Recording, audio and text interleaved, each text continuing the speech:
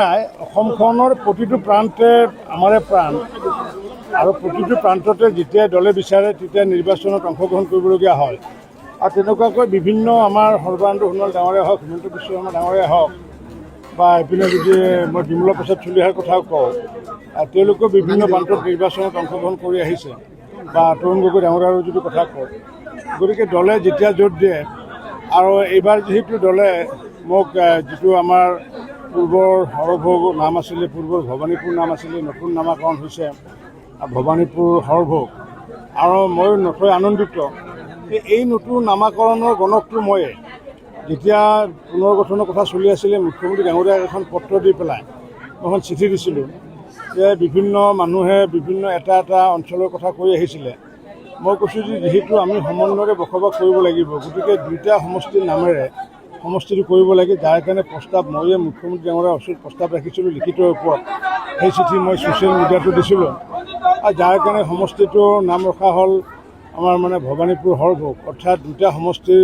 ঐতিহ্য ৰাখিলে আৰু দুটা সমষ্টিৰ মানুহক সন্মান প্ৰদান কৰি পেলাই যি আমাৰ নিৰ্বাচন আয়ুক্তই যি নাম প্ৰদান কৰি পেলাই নতুন সমষ্টি গঠন কৰিলে আৰু এইবাৰ এই সমষ্টিতে মোক দলে প্ৰাৰ্থীটো আগবঢ়াইছে মই যিহেতু 2011 চনতো ইয়াৰ পৰা বিধায়ক ৰাইজে নিৰ্বাচিত কৰিছিলে 16টো কৰিছিলে সেই সময়তো মই 11ত বিধায়ক দায়িত্ব লোৱাৰ প্ৰাক মুহূৰ্তত প্ৰথম মই সেৱাটো লৈছিলোঁ গৰখীয়া গোহাঁই থানত কাৰণ এইখন ঐতিহাসিক গৰখীয়া গোহাঁই থান যিসকলে আহিছে যিসকলে মনৰ কথা কৈছে তেওঁলোকে বুজি পাইছে গতিকে সেইকাৰণে মই 11 চনৰ পৰা ধাৰাবাহিকভাৱে আনকি যেতিয়া পাটাচাৰকুছি সমষ্টিত 2021ত মোক প্ৰাৰ্থী দিছিলে তেতিয়াও কিন্তু মই প্ৰচাৰ কাৰ্য আৰম্ভ কৰিছিলোঁ যদিও পাটাচাৰকুছিৰ বিধায়কৰ দায়িত্ব ল'ম বুলি ভাবিছিলোঁ কিন্তু প্ৰচাৰ কাৰ্য আৰম্ভ কৰিছিলোঁ বৰনগৰত অৱস্থিত এই ঐতিহাসিক গৰখীয়া গোহাঁই থানৰ পৰা বা মন্দিৰৰ পৰাই আৰু এইবেলিও দলে প্ৰাৰ্থিত্ব প্ৰদান কৰাৰ পিছত মই ইয়াতে আজি সেৱা লৈছোঁ ইয়াৰ পৰা সেৱা লৈ মই এতিয়া শিমলাগুৰিত অৱস্থিত আমাৰ যিটো সৎসংগ মন্দিৰ সৎসংগ মন্দিৰৰ পিছত বৰপেটা ৰোডৰ গোবিন্দ মন্দিৰ দুৰ্গাবাৰী কালীবাৰীত অৱস্থিত তাৰপিছত বৰপেটা ৰোডৰ ঠাকুৰবাৰী মন্দিৰ ৰাধাকৃষ্ণ ঠাকুৰবাৰী মন্দিৰ তাৰপিছত ষ্টেচনৰ হনুমান মন্দিৰ তাৰপিছত বৰপেটা ৰোডৰ যি বৰপেটা শাখা সত্ৰ তাত যাম তাৰপিছত মই যাম গামেৰীগুৰি যিটো আমাৰ নামঘৰ বা যিটো ৰাস মন্দিৰ বুলি কয় তাত সেৱা লৈ পেলাই মই খৈৰাবাৰী চৰক পাঠত সেৱা ল'ম সেৱা লৈ পেলাই মই হাউলিৰ যিটো আমাৰ ৰাস মন্দিৰ হাউলি ৰাস মন্দিৰৰ লগতে হাউলি ৰাস মন্দিৰ অৱস্থিত নামঘৰতে সেৱা ল'ম তাৰপিছত সেৱা ল'ম মই আমাৰ নিজ ভৱানীপুৰ সত্ৰ তাৰপিছত গোপালাটা সত্ৰ কলবাৰী সত্ৰত মই সেৱা ল'ম বুলি মই ভাবিছোঁ আৰু যিহেতু নমিনেশ্যন যিহেতু কাইলৈ নমিনেশ্যন হ'ব আমি সাধাৰণতে কি কৰোঁ আমি হেজাৰ মানুহ নি পেলাই আমি সৰভোগ সমষ্টিৰ মানুহে কোনো কালে আমি নমিনেশ্যন দিয়া নাই আমি নমিনেশ্যনৰ দিনাখন যিমান আমাৰ সত্ৰ নামঘৰ বাথৌ মন্দিৰেই হওক বা উপাসনাস্থলী আছে সেই উপাসনাস্থলীসমূহত আমাৰ বুথৰ কাৰ্যকৰ্তাসকলে তেওঁলোকে মানে শৰাই আগবঢ়ায় বা ভোগ আগবঢ়ায় বা হয়তো কেণ্ডেল আগবঢ়ায় হয়তো তেনেকুৱাকৈ আমাৰ পৰা 9টা উপাসনাস্থলীত কাইলৈ আমাৰ বুথৰ কাৰ্যকৰ্তাসকলে এটা মন্দিৰ বা নামঘৰত যদি 20জন যদি থাকে অৰ্থাৎ 18,000 কাৰ্যকৰ্তাই নিজৰ বুথত অহা কাইলৈ তেওঁলোকে আমাৰ যাতে নমিনেশ্যন প্ৰক্ৰিয়াৰ লগতে ভোট যাতে ভাল হয় তাৰ কাৰণে 2011তে কৰি আছে 16টো কৰি আছে এইবাৰো সেইটো প্ৰাৰ্থনা জনাব আৰু আমি কেইজনমানে গৈ পেলাই আমি নমিনেশ্যন প্ৰদান কৰিম কাইলৈ গতিকে অন্য প্ৰান্তৰ নমিনেশ্যনৰ লগত আমাৰ নমিনেশ্যন পাৰ্থক্য এইটোৱে অন্যত হাজাৰ মানুহ পদূলিত থাকে ভিতৰততো 4জন মানুহ সোমাব দিয়ে আৰু সেইকাৰণে সেইখিনি মই আমনি নকৰি পেলাই আমাৰ বুথতে কাৰ্যকৰ্তাসকলে প্ৰতিটো মন্দিৰ নামঘৰত সেৱা ল'ব তেনেকুৱাকৈ অহা কাইলৈ নমিনেশ্যন দিম আৰু মই অসমবাসী ৰাইজৰ পৰা মই আশীৰ্বাদ বিচাৰিছোঁ মই ভাৰতীয় জনতা পাৰ্টীৰ প্ৰাক্তন সভাপতি হিচাপে দলৰ কাৰ্যকৰ্তাসকলকো মই শুভেচ্ছা বিচাৰিছোঁ আশীৰ্বাদ বিচাৰিছোঁ আৰু যিসকলে পাৰে তেওঁলোকে যাতে এবাৰ যাতে ভৱানীপুৰ সৰভোগ সমষ্টিত যাতে এবাৰ তেওঁলোকে নিজে যাতে আহি যাতে তেওঁলোকে মাত এষাৰ লয় কাৰণ সকলোৰে কুৰ্মা গোষ্ঠী আত্মীয় কুটুম্ব আছে গতিকে ভাৰতীয় জনতা পাৰ্টীৰ অসমৰ প্ৰতিগৰাকী কাৰ্যকৰ্তাকে মই আহ্বান জনাইছোঁ এবাৰ যাতে আমাক আশীৰ্বাদ দিবলৈ আহে আৰু লগতে এইটো আহ্বান জনাইছোঁ মই যিহেতু পাটাচাৰকুছি সমষ্টি বৰ্তমান যিহেতু বজালী আৰু সেই বজালী সমষ্টিত যিহেতু ৰাইজেও বিচাৰিছিলে মোক মই তেওঁলোকৰ প্ৰতি চিৰকৃতজ্ঞ হাজাৰ ৰাইজে হয়তো মনত ব্যথিত হৈছে কিন্তু দলৰ নিৰ্দেশ যোৱাবাৰ যেনেকৈ সৰভোগত নেখেলি পেলাই পাটাচাৰকুছিত দিছিলে সেইটো দলৰ নিৰ্দেশ আছিলে এইবেলিও দলে নিৰ্দেশ দিছে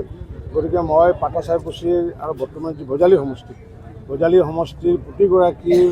মই ভোটাৰ ৰাইজৰ শ্ৰীচৰণত মই সেৱা লৈছোঁ। তেওঁলোকে যি মোক সহায় সহযোগ কৰিলে সেইখিনি কাৰণে মই চিৰকৃতজ্ঞ। লগতে আহ্বান জনাইছোঁ, যিহেতু আমাৰ NDAৰ যিহেতু চৰকাৰ হ'ব, চৰকাৰ নিশ্চিত হ'ব আৰু সেই চৰকাৰত যাতে আমাৰ NDAৰ যিগৰাকী প্ৰাৰ্থী থাকিব, অসম গণ পৰিষদৰ প্ৰাৰ্থী থাকিব, যোনেই নহওক কিয় প্ৰাৰ্থী, ভাৰতীয় জনতা পাৰ্টিৰ প্ৰতিগৰাকী কাৰ্যকৰ্তা,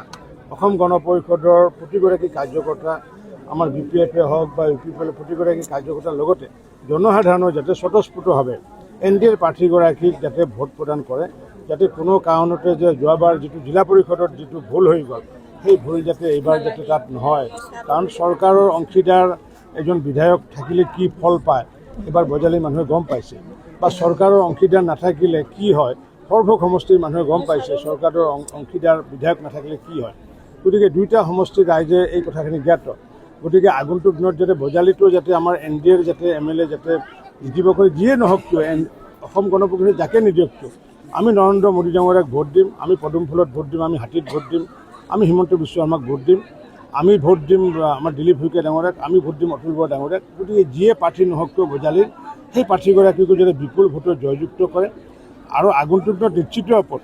নিশ্চিত ওপৰত বজালীয়ে হওক বা অন্য প্ৰান্তে পূৰ্বতে যেনেকৈ চাই আহিছিলোঁ নামনি অসমৰ একেবাৰে ধুবুৰী পৰ্যন্ত, আগন্তুক দিনত নিশ্চিত ওপৰতো মই সেৱা কাৰ্য অব্যাহত ৰাখিম আৰু বজালীতো সেই সেৱা কাৰ্য অব্যাহত ৰাখিম। বিৰোধী দলৰ প্ৰাৰ্থী আছে চাওক, আপোনালোকে পূৰ্বতো মোক সুধিছিলে, 11 চনতো সুধিছিলে যে প্ৰতিদ্বন্দ্বিতা কাৰ লগত হ'ব সুধিছিলে, আৰু মই তেতিয়া কৈছিলোঁ প্ৰতিদ্বন্দ্বিতা নহ'ব বুলি কৈছিলোঁ। আৰু তেতিয়া বহুতে আপোনালোকৰ 2-4জন হাঁহিছিলে কথাষাৰ, কিন্তু ফলাফলত দেখিছিলে যে আমাৰ হাতত ধন বাজেয়াপ্ত হৈছিলে 2011 চনত। আজি মই পুনৰাই এই কথাষাৰ কওঁ যে এইবাৰো প্ৰতিদ্বন্দ্বিতাত নাহে। এতিয়া আপুনি যদি 80 পায়, মই যদি 30 পাওঁ, সেইটো প্ৰতিদ্বন্দ্বিতা বুলি ক'ব নোৱাৰি। প্ৰতিদ্বন্দ্বিতা হ'ব লাগিব যে আপুনি 80 পালে মই যদি 75 পাওঁ, সেইটো প্ৰতিদ্বন্দ্বিতা কয়। কিন্তু মই যিমানখিনি জানো, কাৰণ মানুহৰ লিপছ দেখি আমি গম পাওঁ, যেনেকুৱাকৈ আমি 40,000 তলত এটাও কম নাপাওঁ বুলি 11 চনত কৈছিলোঁ, 56,000 তলত এটাও কম নাপাওঁ বুলি কৈছিলোঁ। গতিকে এইবাৰ যিটো মই মানুহৰ লিপছ যিটো দেখিছোঁ, ভৱানীপুৰ অঞ্চলত, সৰুপেটা অঞ্চলত, গোৱাগাছা অঞ্চলত, কলবাৰী অঞ্চলত, হাউলি অঞ্চলত, আৰু এইখিনি অঞ্চলটো পূৰ্বৰ পৰাই মোৰ একেবাৰে ঘৰৰে। গতিকে মই এইটোৱে কওঁ যে প্ৰতিদ্বন্দ্বিতাত এইবাৰ ভাৰতীয় জনতা পাৰ্টীৰ লগত প্ৰতিদ্বন্দ্বিতাত কোনো নাহে। ভাৰতীয় জনতা পাৰ্টীৰ লগত যিহেতু অসম গণ পৰিষদৰ কাৰ্যকৰ্তাসকল আছে, BPF আছে, UPPL আছে, আৰু মই আজিও অসম গণ পৰিষদৰ আজিও কথা পাতিম তেওঁলোকৰ লগত নমিনেশ্যন দিয়াৰ প্ৰাক মুহূৰ্তত। মই ভাবোঁ যে প্ৰতিদ্বন্দ্বিতাত এইবাৰ নাহিব বুলি মই ভাবোঁ। নাৰিকল ভাঙা এতিয়া আৰম্ভ কৰিলে।